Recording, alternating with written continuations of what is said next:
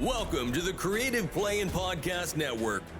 Join us as we share our favorite RPGs, one-shot games, tabletop games, reviews, and convention panels. Sit back and enjoy the show.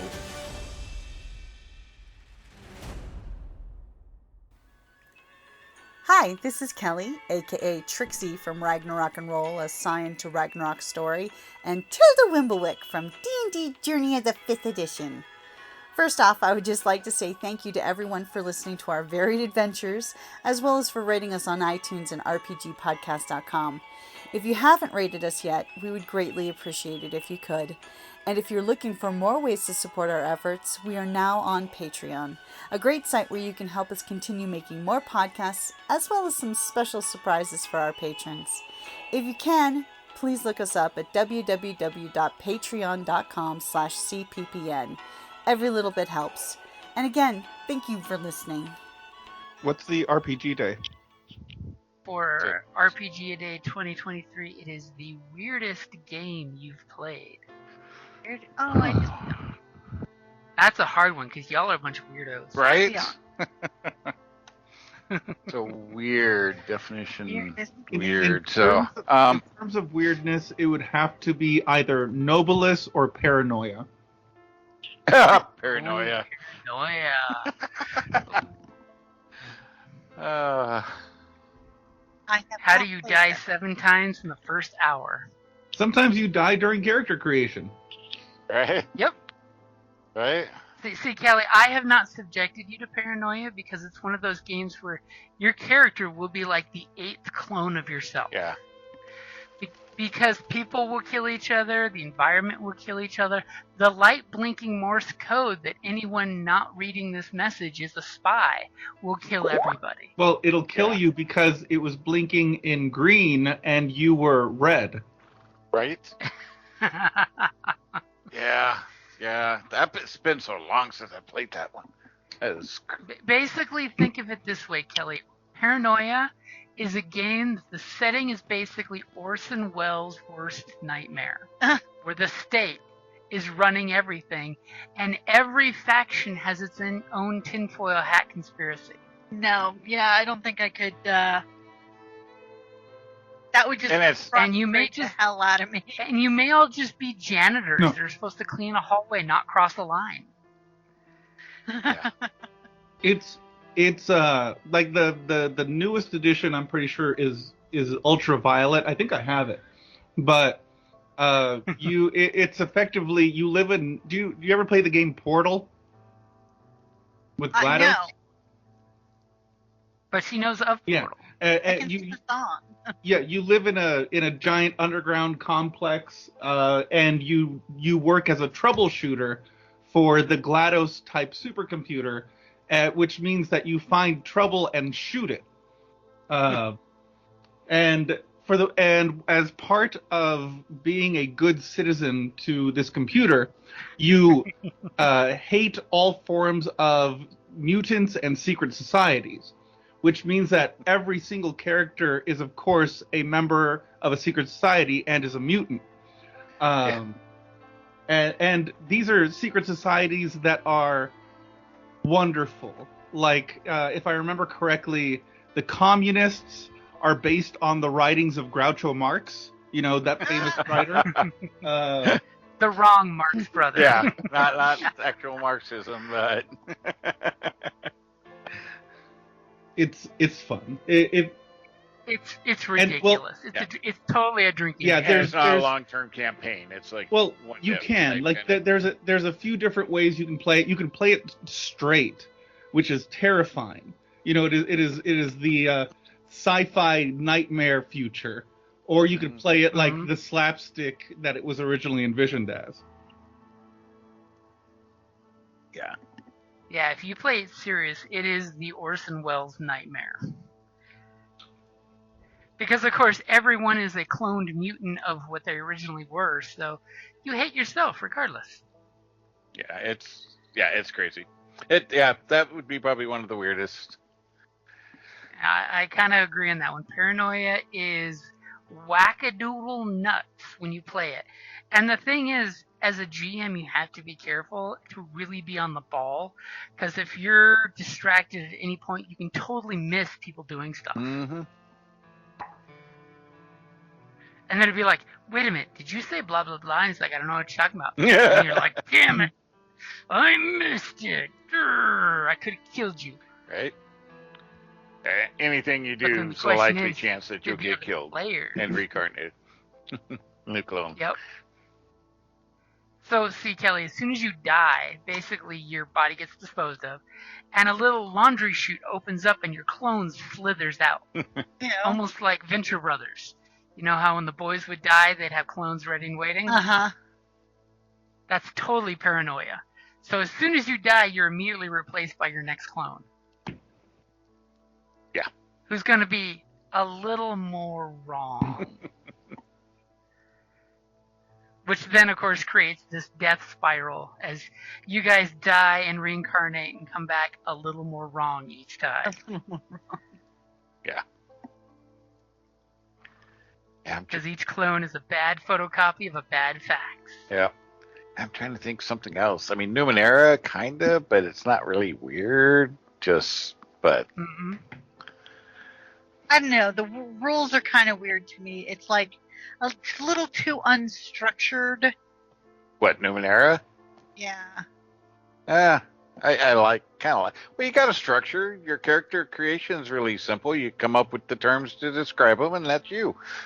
I am a blank who blanks, but then I have to be a mathematician. See, Kelly doesn't like math, and we know Numenera is very crunchy with the math. Yeah.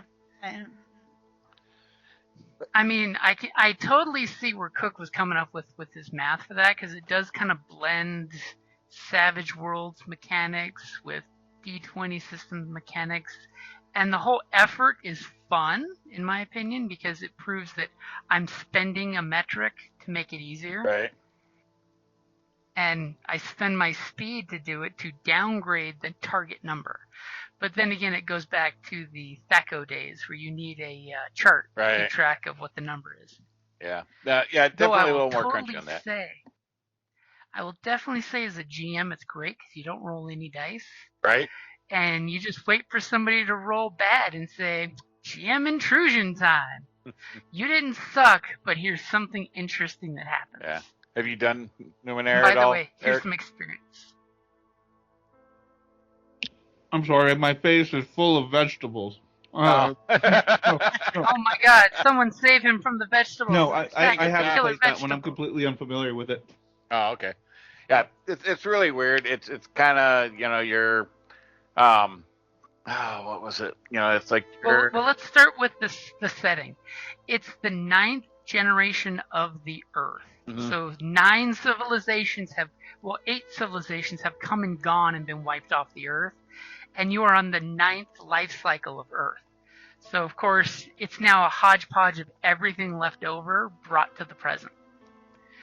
So you have your modern, what could be classified as human, doesn't realize where a lot of stuff actually is that used to exist, You totally have that Ariel the mermaid thing pulling out the Farfeldinger and trying to explain what this thing is, and it's really just a fork. The dingle hopper. The dingle hopper. And of course, you've got superpower type people, you've got technology, psychic people. Think of anything you could have seen in the Planet of the Apes TV show, that's totally a Numenera. And when you come up with your character, you are a blank who blanks. right. So you could say, I am a clever, so I have some powers from being clever, glaive, which means I use a big two-handed weapon, who's covered in ice. Mhm. So I have Iceman powers on top of it. And you put all three of those together, and those are your abilities. When it comes to stats, you have 3 stats. You've got Yeah, I don't Strength. remember. Yeah. strength, mental, and speed. And you can spend, the different character builds can spend those points as hit points or as the ability to reduce the target number to do something. So when you do it, everything is a static number. So if you're like fighting, say, a high-level monster, you got to roll a 17 or higher to hit the monster or avoid the monster's attacks. So when it swings at you, you have to dodge. Well, if you're using speed, you can actually donate one of your speed hit points to drop that 17 down to a 13. It's an increment, I think 4 is the increment. Yeah, it's some weird, again, Yeah, crunchy, basically weird. you can spend your hit points to make it easier to accomplish. Yep. Now, each build, like you've got your glaive, you've got your jack of all trades, you've got your speedster type thing. Each one of them are good at one of those 3 categories of speed, mental, or strength, and they reduce the cost of spending those points. So instead of spending 2, you'd only be spending 1 per time you do this, because it shows that you have a reserve of that. Yeah. But the problem is that's your hit points as well as your economy to spend like fate points. So you can choose to drop yourself out, and it just takes time to build those numbers back up. And then the cool part of the game is you have your Numenera, which is magic MacGuffin stuff that we don't know what it really is in real life. Yeah. But in the game, this is the cool meta magic thing that it can be, because the technology is so uber, it appears as if magic. So it could totally be you've got a condenser, and it's basically full of Freon, and you're pulling a plug and throwing it at something. Well, in game, the Numenera is a frost bomb that slows down your targets, And you can only have so many Numenera, so or you're makes overloaded. You spend them. Yeah, or the Numenera start combining themselves into something new. Yeah. Some are like one-time use, weird functions. Some are more permanent type function and can be kept longer. Yeah, it's pretty wild. Yeah, it's like, oh, you find a thing that kind of looks like a pin, and you're trying to figure out, okay, what is this? And it has some weird effect that you might not expect. Yeah, it's basically like Gamma World dialed up to a 10. Yeah. Because the whole idea is the GM, you're supposed to be describing these things as vague as possible. So even if you're describing something as simple as a red wagon, you want to vague it out so the players are still guessing at what this contraption is, which is fun. I mean, it really is, because then you're basically describing something really mundane and simple, but to these adventurers who don't understand what this is, it's amazing. Yeah. But literally the character, the creation is literally I'm a blank that blanks. It's like, oh, okay, that's the whole creation of your character. It's like pretty much for the Strange, which is I like the Strange better than Numenera myself, because the Strange is totally Stargate with the same game mechanics. Oh, really?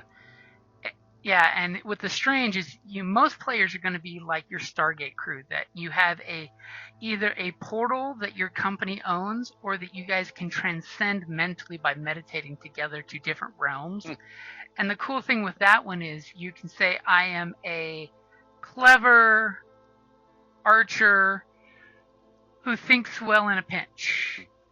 And when you transport to, say, Pyramid Egypt world, you now get to change that third aspect of yourself to something local on the new planet, because you basically get to adapt to the world. So your characters are technically changing every couple of levels when you go to these different places. That's cool. I hadn't seen that one. And you can have recursions, is what they call the other dimensions, of anything. So there's totally like the Alice in Wonderland recursion, because enough people have thought about that the collective psyches have created a recursion of that. There's totally the Dr. Moriarty's steampunk world, where it's Dr. Moriarty and all of his steampunk contraptions. And of course, the bunch of the fluff books they have, there's like one book that's got like 80 different recursions. Because since you're describing them so vague, it's super easy to stat things out. Okay. That's cool. But I think Paranoia still kind of hits number one. Yeah, Paranoia hits the weirdest one there. What do you got for weirdest, Kelly? That is a good question. A good question. I mean, the funny thing is like that a board game is coming to my head. not an RPG. But the weirdest. I mean, Numenera, yeah. Nah,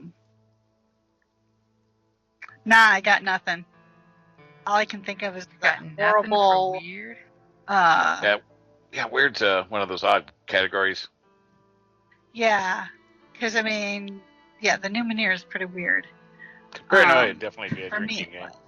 It Speaking alcohol. totally embraces its weirdness. That's totally the literally in the bylines from the creator. He's like, embrace the weird, embrace the Numenera-ness.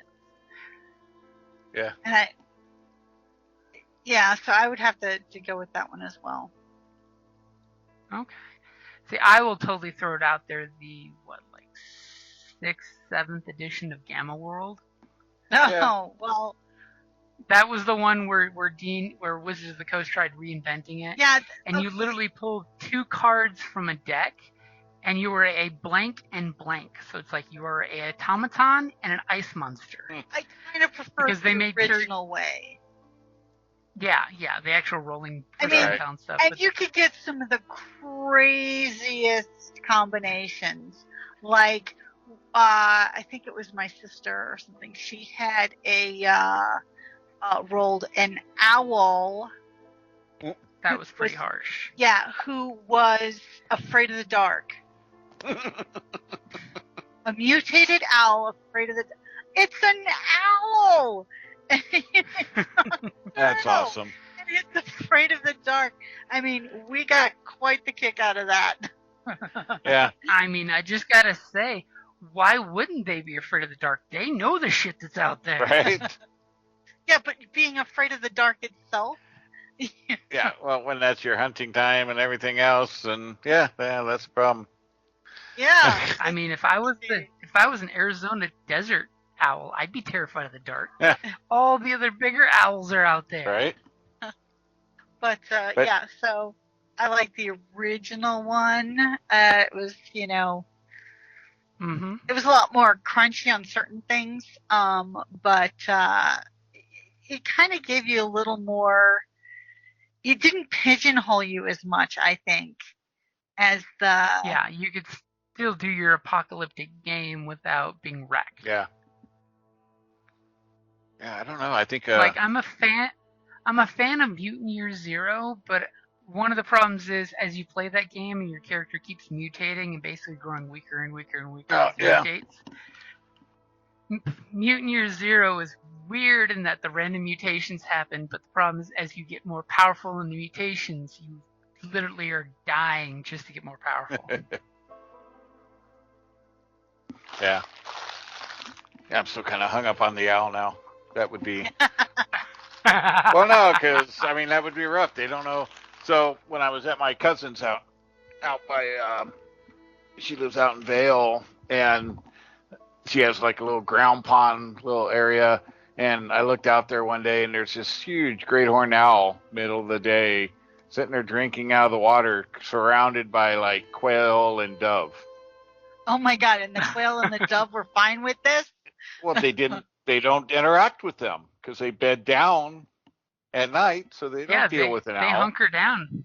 And the owl apparently didn't know any better because, he's a nighttime creature for hunting. So none of these are hunting critters that they normally look for. So, yeah.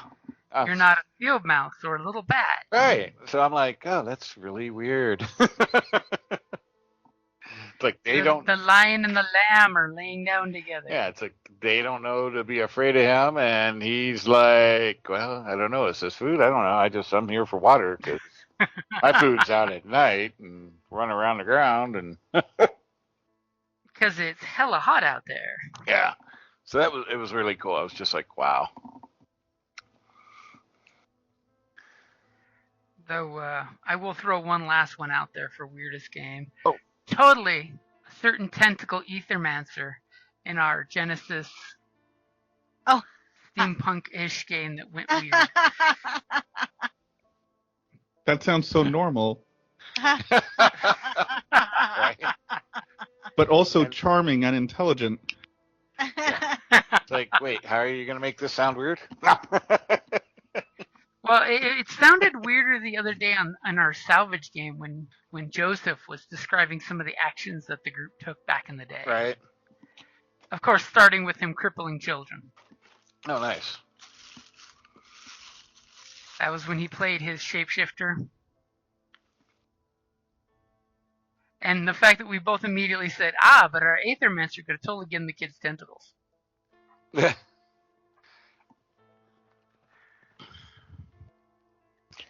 I'm surprised he that's didn't cool. bring up the whole weird WrestleMania cannon ship Da, da, da, thing.